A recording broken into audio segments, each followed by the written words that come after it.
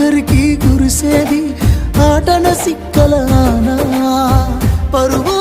పరుగు అంటూ తీస్తిరిగదనే పరుగు పానం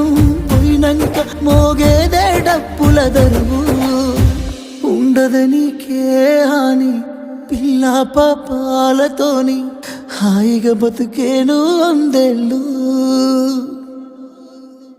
నువ్వు పువ్వులు అల్లుకొని పోతున్నవే అత్తగారింటికి నే పువ్వులు జల్లుకొని పోతున్ననే కాలే తాటికి నువ్వు పువ్వులు అల్లుకొని పోతున్నవే అత్తగారి